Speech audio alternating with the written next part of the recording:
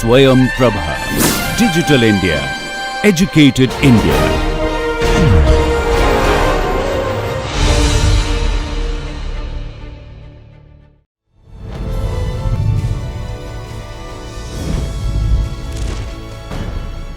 Yogah karmasu kaushalam.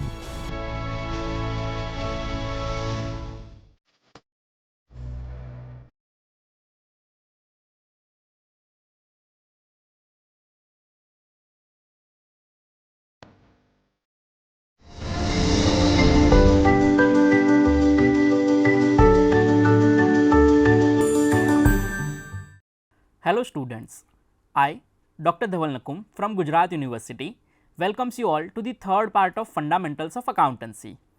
Previously we have covered methods of keeping books of accounts, basis for preparation of accounts, difference between bookkeeping and accounting, users of accounting information, and lastly 4 of the accounting terms, that is business transaction, event, capital and drawings. In this third part of Fundamentals of Accountancy, we will discuss other terms of accounting in continuation from part 2. Let us start the journey. The very first term of today's session is liability. The creation of liability arises from the credit purchase of goods or assets and the borrowing of funds. This amount is payable by the business in the future according to the agreed terms and conditions between the business and lenders. It will be shown in the balance sheet until its payment is made. So, basically it relates to the solvency of the business. It is to be noted that higher liability indicates lower solvency and lower liability indicates higher solvency.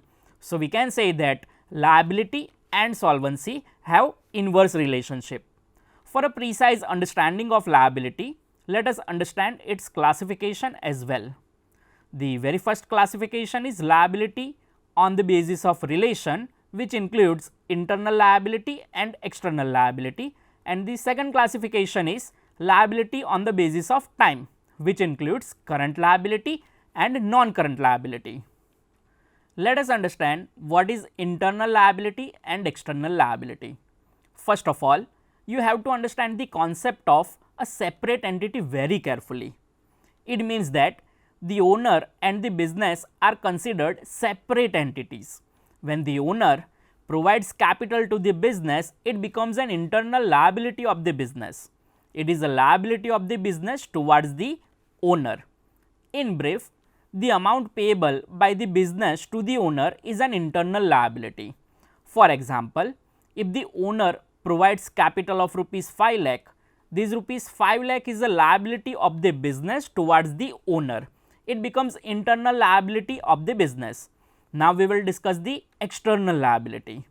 There can also be credit transactions with other parties. The amount payable by the business to third parties for the credit purchase of goods, services, assets or borrowed money is known as an external liability. Let us understand with the help of different 3-4 examples. The first example, rupees 50,000 is borrowed from Rajesh with the condition to redeem it after 3 years. It is an example of borrowed money from third party who is Rajesh. Second is, goods worth rupees 25,000 are purchased on credit from Paresh. Here Paresh is also a third party.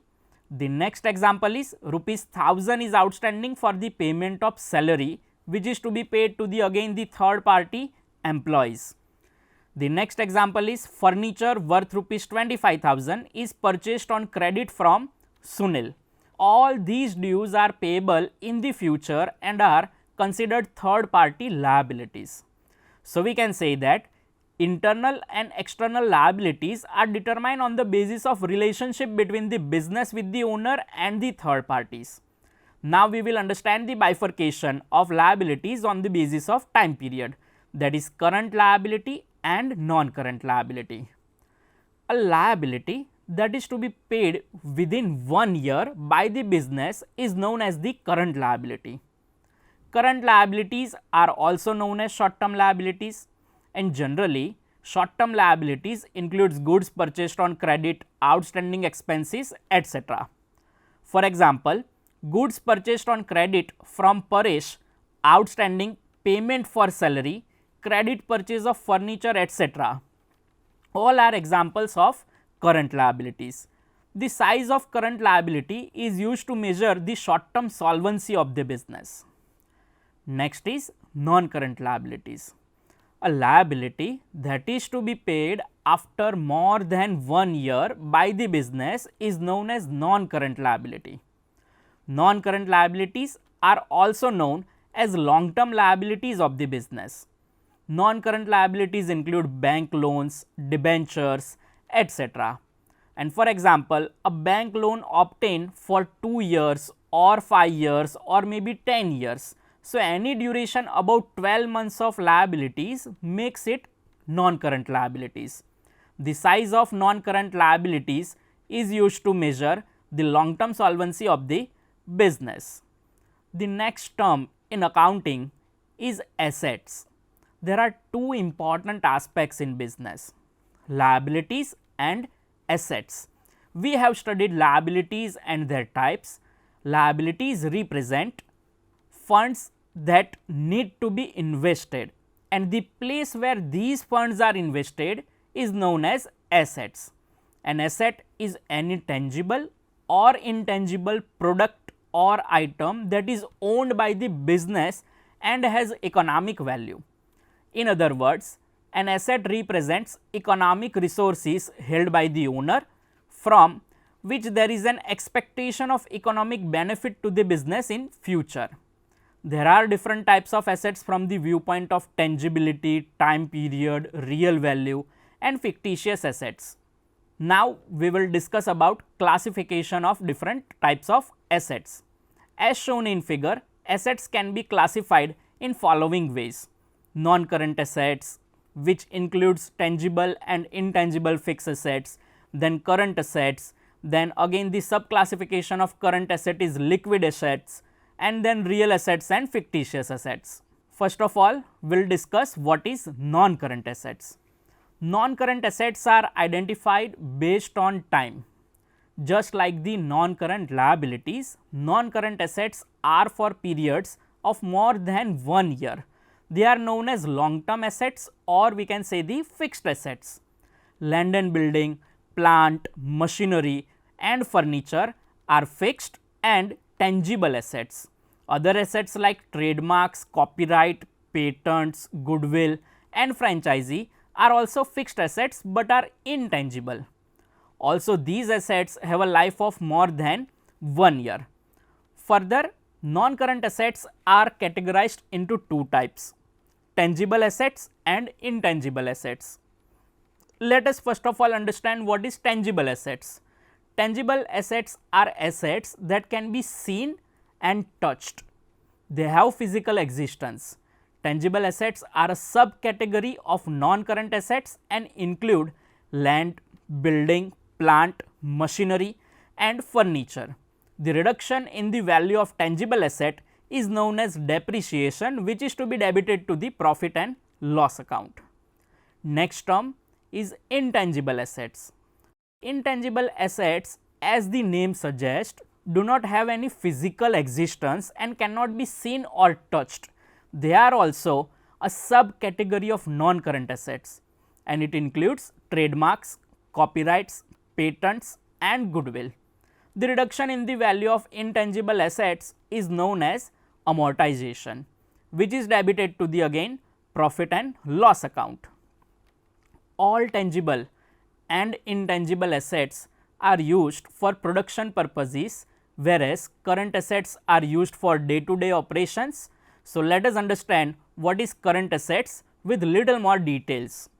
Current assets are another category of assets based on time.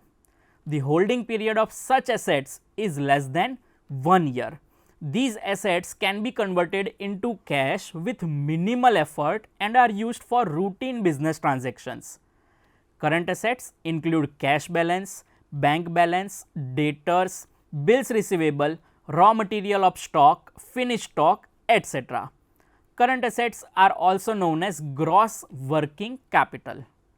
The next accounting term which is also the subcategory of the current asset, which is liquid assets. Generally, the cash conversion period of current asset is faster than the fixed assets. However, within the current assets, stock has a slower conversion period. To further decrease the conversion period, stock is eliminated from the current assets and all current assets excluding stock are recognized as liquid assets. These assets excluding stock can be quickly converted into cash, such as debtors and bills receivable. So, all assets excluding stock are termed as liquid assets. Next is real assets. During the preparation of final accounts, assets that do not carry any monetary value are not considered as real assets. Real assets are those with realizable value and market price. These assets can be converted into cash and sold in the market. Tangible, intangible and current assets are included in real assets. It means whatever classification or category we have discussed till now regarding assets are termed as real assets. In simple words, we can say if money can be realized from the sale of such assets, they are known as the real assets. Next and last classification of assets is fictitious assets. During the preparation of final accounts, assets that do not carry any monetary value are considered fictitious assets. It is exactly opposite of the real assets. Fictitious assets do not have a physical form, that is existence, and their realizable value is 0. These assets cannot be converted into cash and are treated as spread expenses. Fictitious assets or spread expenses are those incurred for a period of more than 1 year, providing benefit for the same period. This amount is written off over certain years and shown as assets. Each year, a predetermined amount is written off and shown as a revenue expense on the debit side of the profit and loss account. Examples of fictitious asset includes the issue cost of share and debenture, preliminary expenses and share or debenture discounts. Fictitious assets are also known as spread revenue expense, or we can say the deferred revenue expenses. Now we will discuss about the receipts in detail. When money is received as a result of business transactions, it is known as a receipt. These receipts are classified based on their nature, that is receipts regularly received during the year and those not regularly received during the year. Business receives regular receipts from day-to-day activities such as the receipt of sales in business, receipt of commission and receipt of dividend, etc. These receipts are received on regular basis and certain receipts are not regular in nature, such as the issue of share capital and the issue of debentures. So, we can categorize receipts into two categories: regular receipts, which are known as the revenue receipts, and capital receipts, which are not regular in nature. Let us discuss the capital receipts and revenue receipts in detail. Capital receipts are not received regularly. These receipts are procured from the sale of assets by issuing debenture and shares, etc. Assets are not sold frequently and debentures and shares are also not issued frequently. Their basic quality is that they do not provide cash on a regular basis. Such receipts are known as capital receipts. These receipts are used for longer period of time. Capital receipts are recorded on the liability side of the balance sheet or deducted from the assets. Now, the revenue receipts. The flow of revenue receipts remains constant during the year. These receipts help ascertain the profit earned or loss incurred during the year.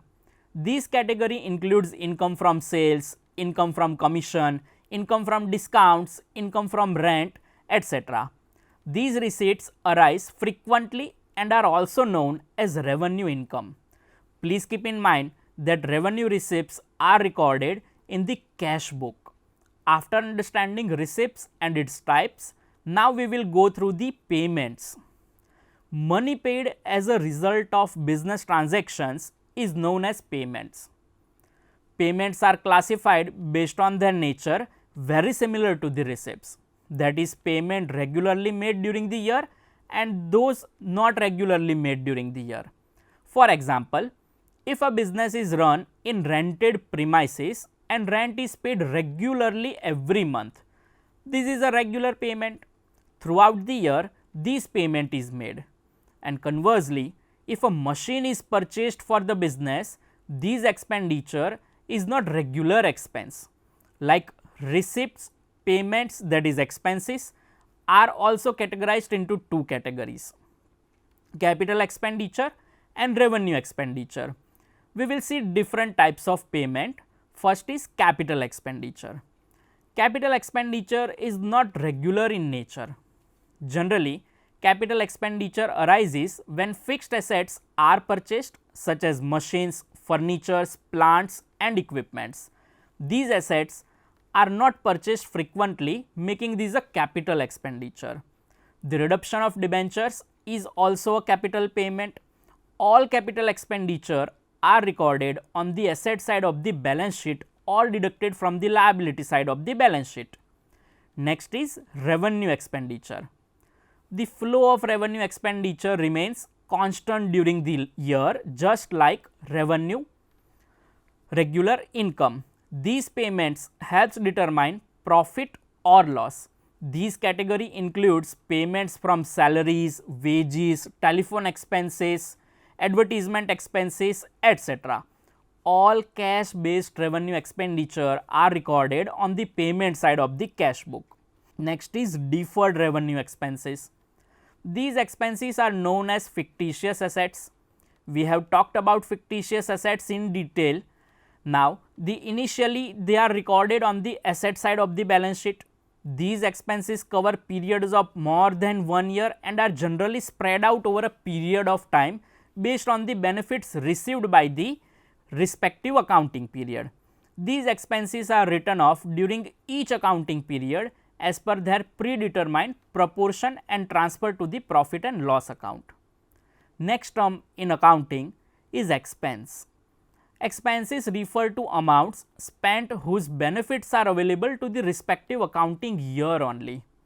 The accounting year is 12 months long, so expenses for these 12 months are considered. Generally, the accounting period or accounting year is the financial year, which commences on 1st April and ends on 31st March of the next year. These are called the revenue expenses. For example, salary expense, wages expense, brokerage expense, commission expense, discount expenses, etc. Next is revenue. Goods and services sold and provided to customers generate revenue. These sales can be cash or credit form. Students, you have to remember that if credit sales are made and the amount is receivable in the future, it is also considered as revenue. Other incomes like interest, rent, commission and dividend received for the respective period, even if outstanding, are included in the revenue because accounts are prepared on an accrual basis. Let us learn another term, profit and loss, which are opposite to each other.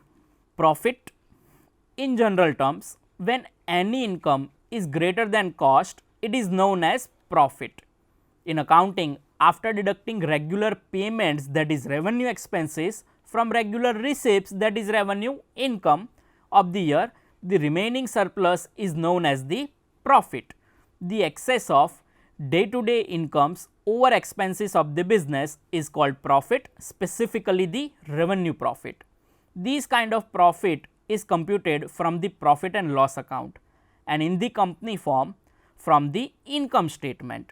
Revenue profit is the difference between revenue income and revenue expenses, and it is regular profit on which revenue income tax is paid.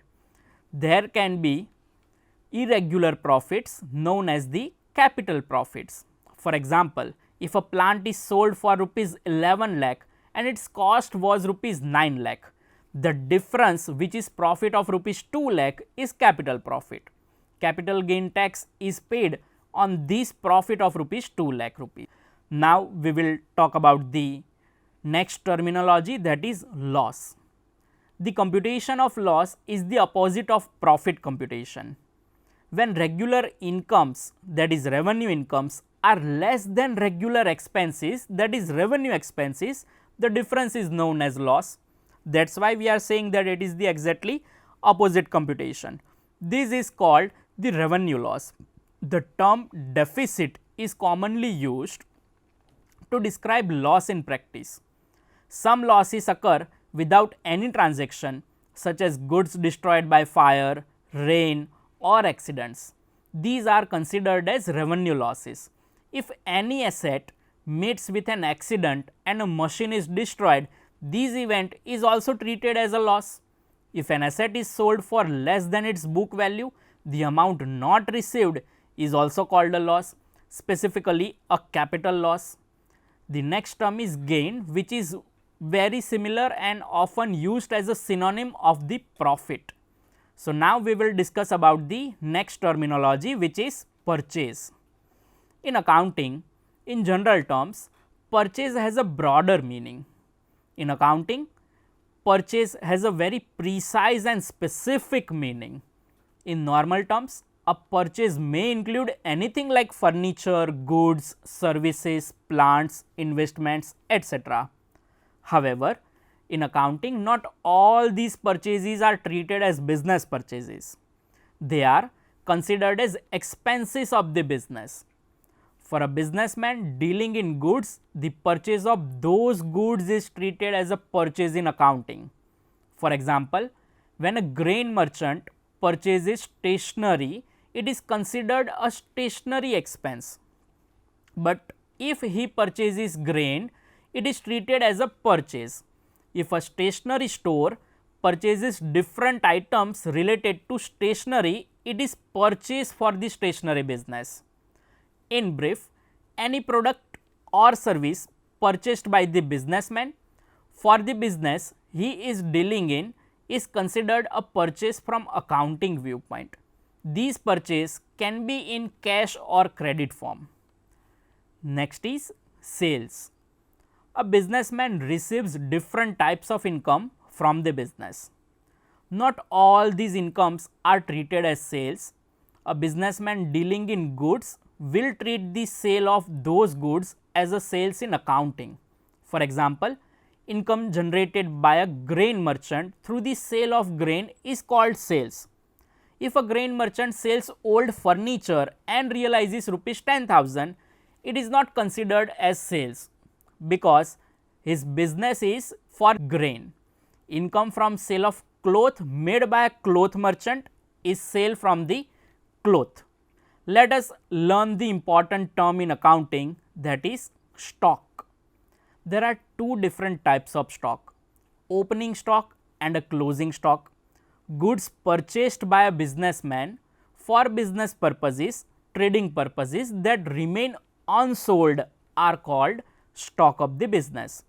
For example, if a businessman purchases goods worth rupees 1,70,000 and sells goods worth rupees 1,50,000 for rupees 1,90,000, the stock will be 20,000. That is, he has purchased goods worth rupees 1,70,000 and out of these 1,70,000 he has sold goods worth 1,50,000. At the end of the accounting year, the closing stock would be 20,000, which would be the opening stock for the next year. Closing stock is current asset. In brief, stock means surplus of goods from purchases. In business, due to credit transactions, a specified amount is receivable in the future as per agreed terms and conditions. For this purpose, three terms are used: debtors, receivables and other receivables. All these items would appear asset side of the balance sheet. I hope you guys are enjoying explanation of different terminologies of accounting. We are moving ahead with the next term, that is debtors. Sale of goods are done on cash as well as credit basis. when a businessman sells goods on credit to his customers, these customers are called debtors of the business. The customer becomes a debtor for the amount for which the goods are sold on credit.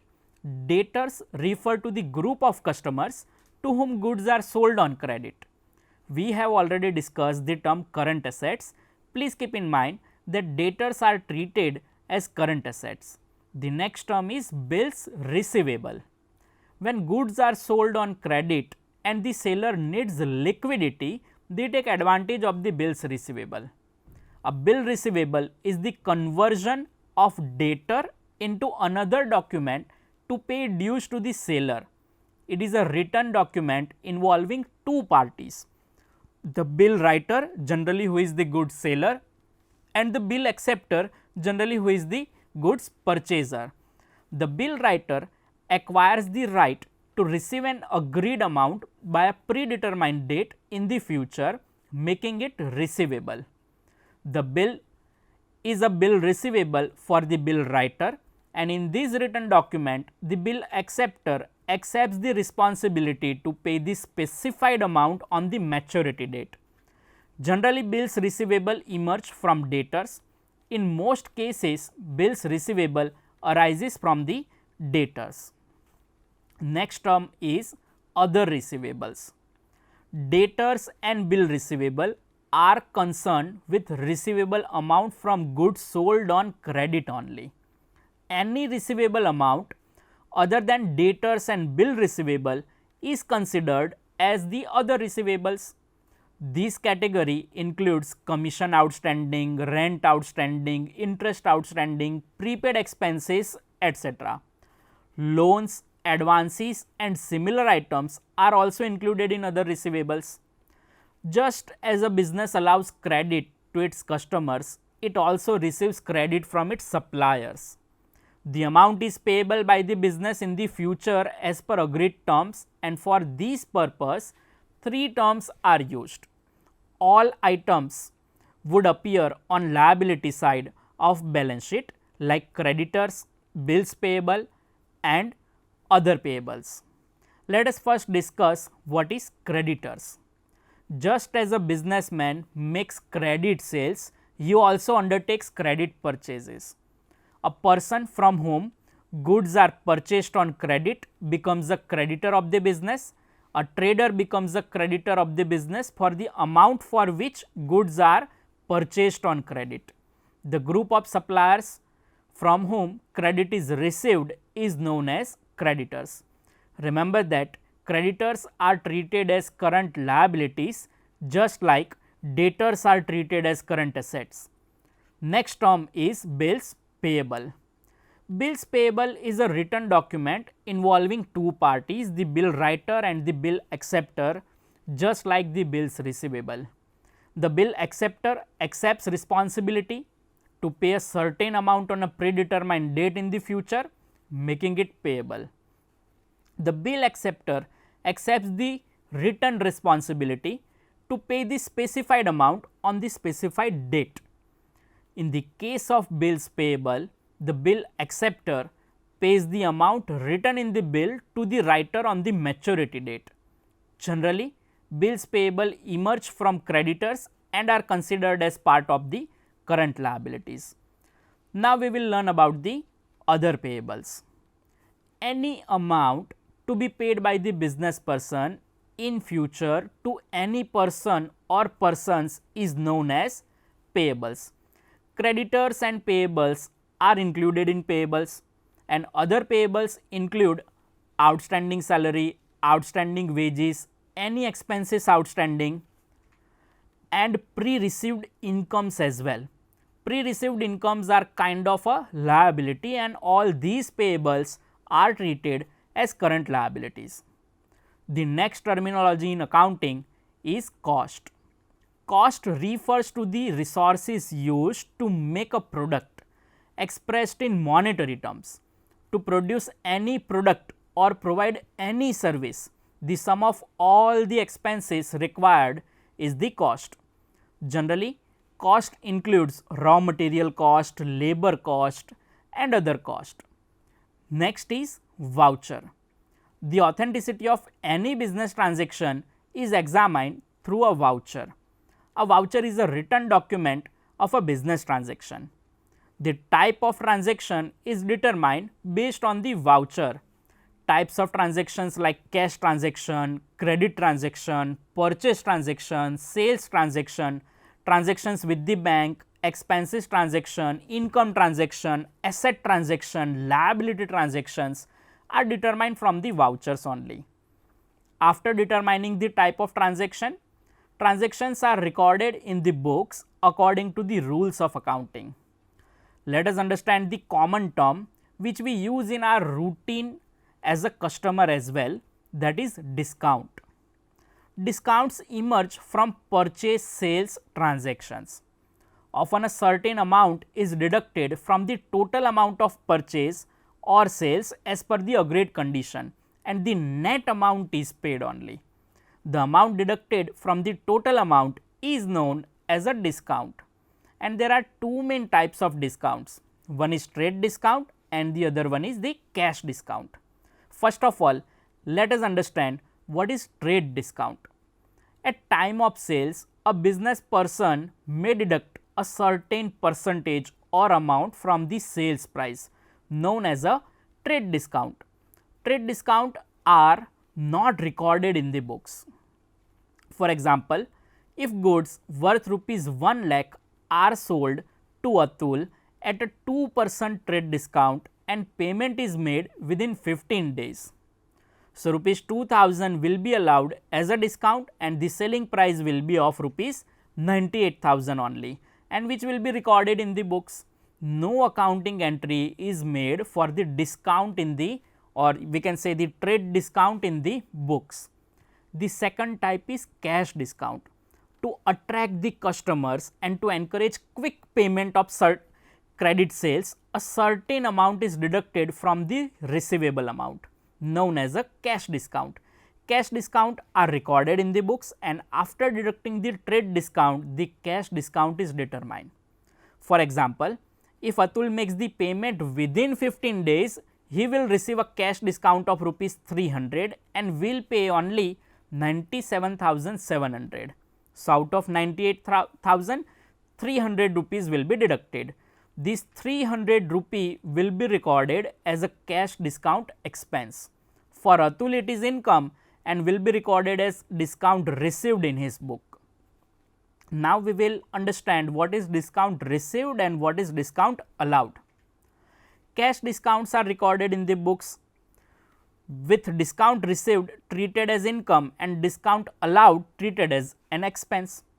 Discount received: when a businessman purchases goods and pays a lesser amount than the total, the amount not paid as per the mutual consent is called discount received.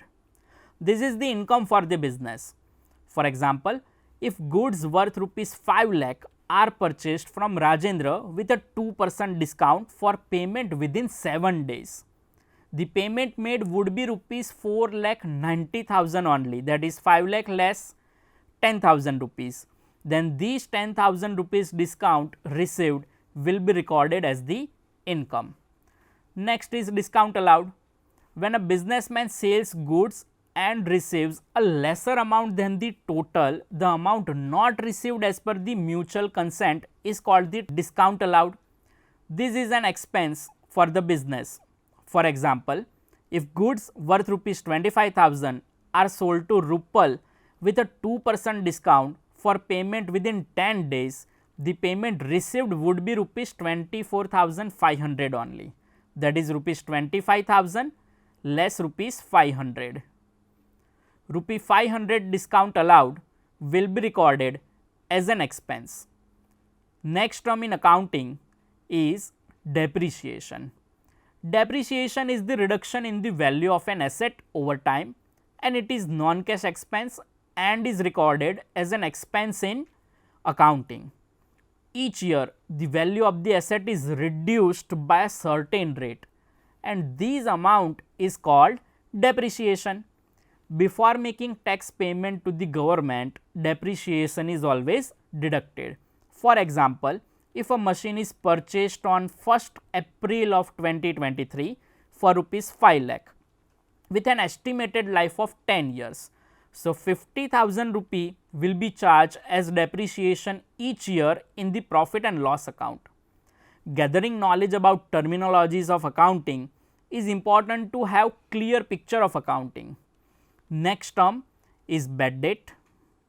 When goods are sold on credit, the person to whom the goods are sold becomes a debtor, which we have learned in detail. If the debtor is unable to pay the full amount due to weak financial condition, the amount not collected is known as the bad debts. You have to keep in mind that bad debts are considered as loss instead of expenses. Next term is solvent.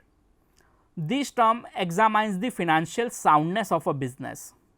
A person who pays their financial obligations regularly and whose assets are more than liabilities is known as solvent. The difference between assets and liabilities is known as the net assets. Higher net assets indicate higher solvency. For example, if Mr. X and Mr. Y have assets of rupees 3 lakh, but their liabilities are rupees 1 lakh and rupees 1,20,000 respectively. So, Mr. X's net assets are rupees 2 lakh, that is out of assets of 3 lakh, deduct the liabilities of rupees 1 lakh.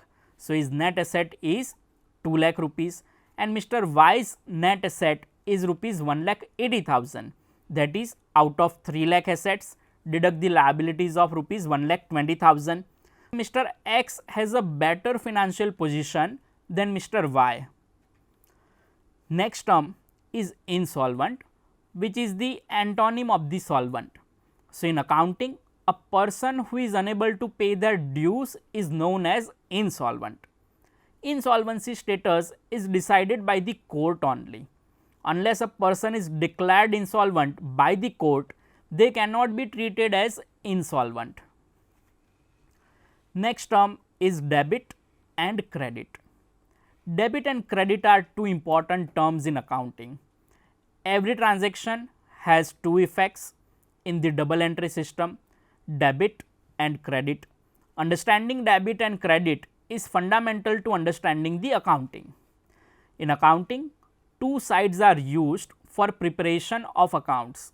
The left hand side is called the debit side and the right hand side is called the credit side.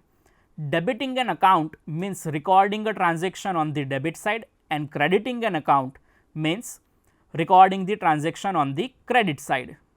The rules of debit and credit are discussed subsequently. Now, the last term of today's session is account.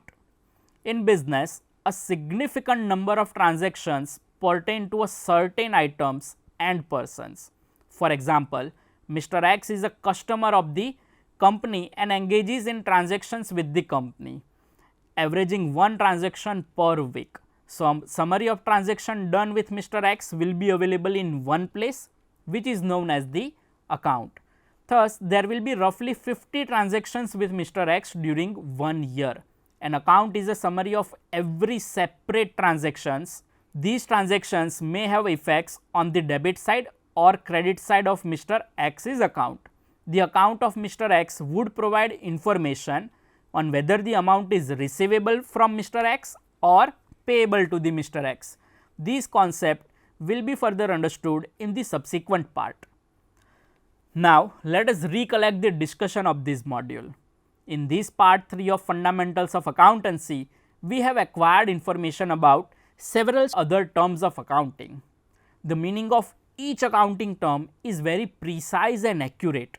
These terms eliminate unnecessary disputes between different tax authorities and account preparers. For example, a trade discount is such a discount that does not appear in the final accounts, while a cash discount allowed is recorded in the books of accounts. Under the GST Act, a discount is allowed upon fulfillment of specified condition. So, in part 4 of fundamentals of accounting, we will understand concept of double entry bookkeeping system, features of double entry system, stages of double entry system, benefits of double entry system, dual accounting effect through different illustrations, and types of accounts and their debit credit rules. Wait for the part 4 of fundamentals of accountancy for further study. Thank you.